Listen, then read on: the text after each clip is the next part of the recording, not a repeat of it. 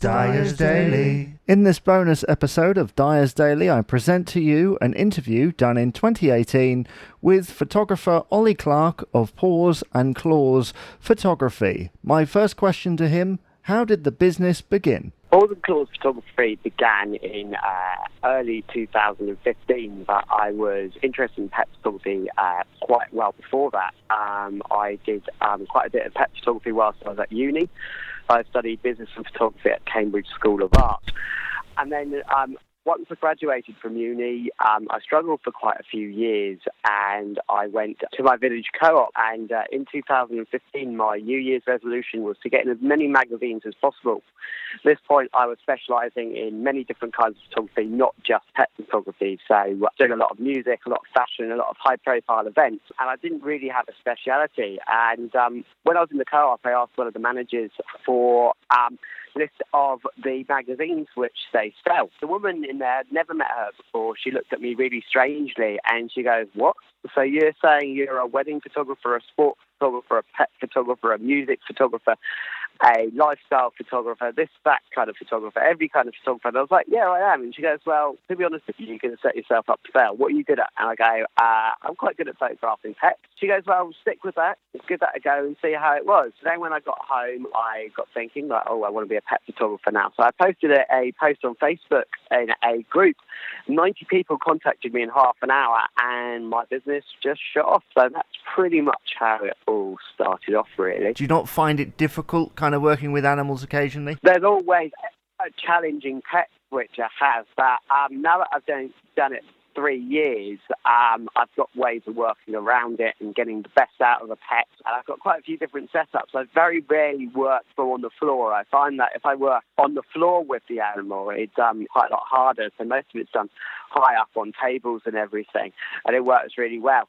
It takes a while to convince the owner that they're not at the vet. It works really well with a lot of dog treats. They don't really have a problem. I'm someone who likes to break the rules. So the word they're saying don't work with pet animals or children, something I don't really agree with. I like a challenge, and my job gives me a good challenge. The great thing is now that I've done it for so long, I just get amazing pictures of pets. I mean, yes, I do occasionally get the odd challenge, but actually I like the challenge because the ones which go really smoothly, they're very easy, and I don't really have to think that much. But when I've got the hard ones in, it's more of a challenge, and it's a lot more rewarding when I get really amazing pictures of a challenging pet.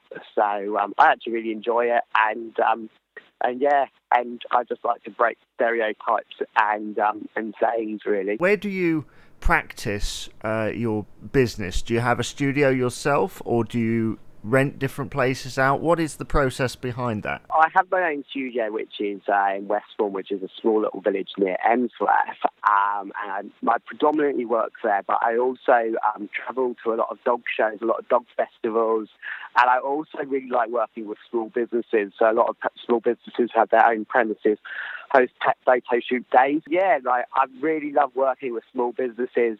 They don't have to have anything to do with pets, but they just want new customers coming through the door and bringing old customers back.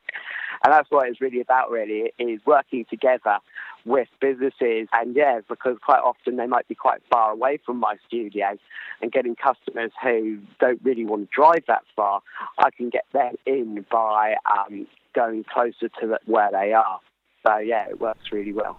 I can well imagine that. I mean, when you're photographing, I'm going to ask a little bit of a geeky question here. What equipment are you using? I use a Canon 5D Mark II, which was a very, very high-end camera. It's now 7 years old, but it's so good that I don't actually need to upgrade. It was used in a lot of films. So when I was at university, while I was studying my degree, I did actually my dissertation, and part of it was on Iron Man 2.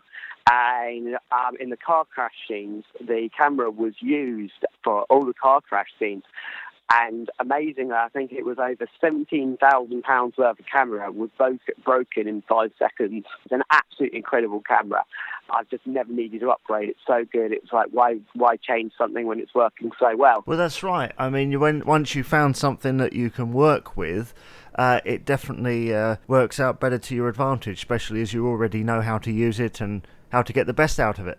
Yeah, exactly. I mean, as I say, is if it's working well, don't change it. I actually changed my business model last year, and it really didn't work for me. I did loads and loads of small little events, which don't really work well for me. The big ones work well, and also working for small businesses. I didn't make so much money, and I really am someone who now sticks to my guns and says definitely don't change something. If it's working, stick to your business model, use the same equipment. You don't need to change just because you see amazing photo and you go up to and you contact the photographer. What camera, what lens are you using? It's not necessarily actually the best choice as a business choice to make or personal choice to make, because at the end of the day, it's personal preference. A lot of cameras, yes, a lot of them are, the specs might be different. They might be a higher megapixel, or it might be the weight of it, which is nice, or it could be really good in low light. But the reality is don't change something if it's working. So yeah, I love my camera. The behind the scenes settings for it are really easy to use. I've just never needed to change. So, yeah.